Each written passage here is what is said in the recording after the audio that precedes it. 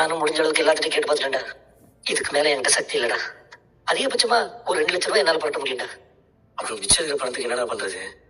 டேய் முத்து, தப்பா நினைக்காதடா. உன்னால எனக்கு ஏதாவது உதவி பண்ண முடியுமாடா? டேய், அவ்வளவு பணத்துக்கு நான் எங்கடா போவேன்? ஏதோ சின்ன அமௌண்ட்னா கூட பரவாயில்ல. அதுதான்டா எனக்கு ஒன்றும் புரியல. உன்னால ஏதாவது உதவி பண்ண முடியுமான்னு பாரு. அப்படி பண்ண எனக்கு பெரிய உபகாரமா இருக்கும்டா. டேய், என்னடா செல்வம், என்கிட்ட நான் யோசிக்காம எடுத்து கொடுத்துட மாட்டேனடா. என்கிட்ட அவ்வளவு காசு இல்லடா. உனக்கே தெரியும், இருந்ததுல இப்பதான் காப்பி முடிச்சேன். சரி செல்வம், என்னால என்ன பண்ண முடியும் நான் யோசிச்சு சொல்றேன். ஆனா நீ என்ன மட்டுமே நம்பிட்டு இருக்காது. என்னால மிச்சம் இருக்கிற மொத்த பணத்தையும் ரெடி பண்ண முடியாது, சரியா? அதெல்லாம் ஒன்றும் பிரச்சனை இல்லை முத்து. உன்னால எவ்வளவு பண்ண முடியுமோ அதை பண்றா. சரிடா, நான் பாக்குறேன். சரி, எனக்கு ஒரு முக்கியமான வேலை இருக்கு, நான் போயிட்டு வரேன். சரிடா. நான் வைக்கிறேன். என்ன மீனா, எல்லாம் பிசினஸ் சம்பந்தமா தான் போனே வருது போல.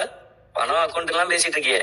ஏங்க அப்படியெல்லாம் ஒண்ணும் இல்லைங்க. அந்த பிளாட்ல கடை வச்சிருக்கோம்ல, அதுல வந்த பணத்தை மேனேஜர் அக்கௌண்ட்ல போட்டுறேன்னு சொன்னாரு. அப்படியா? சூப்பர். எவ்வளவு? 10,000 ரூபாங்க. 10,000? ஆரம்பத்திலே 10,000 வந்திருக்குது. ரூம் கட்ட பணம் சேர்க்கிறோம்ல, கையில காசு கொடுக்கறேன்னு சொன்னாரு. நான் தான் அக்கௌண்ட்ல போட சொல்லிட்டேன். சரி சரி, நல்லதுதான். அப்புறம் செல்வம் ஊர்ல இருந்து வந்துட்டான். அப்படியாங்க? பணத்தை ரெடி பண்ணிட்டாரா? முழுசா ரெடி பண்ண முடியல. 1,60,000 தான் புரட்ட முடிஞ்சு. இன்னும் 3,80,000 தேவைப்படுது. ஐயோ, அந்த பணம் வரலன்னா சீதாக்கு பிரச்சனை ஆயிடுமே. பணம் வரலன்னா சீதாக்கு என்ன பிரச்சனை ஆகும்?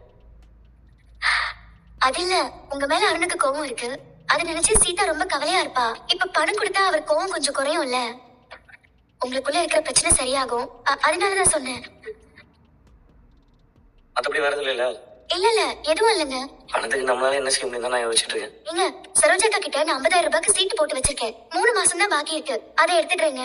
50,000க்கு கொஞ்சம் தான் பணம் கம்மியா இருக்கும். நம்ம வேணா அது கூட போட்டு செல்வன கிட்ட கொடுத்துடலாம். என்னங்க யோசிக்கிறீங்க? இல்ல, அதே கஷ்டப்பட்டு சேர்த்த காசு.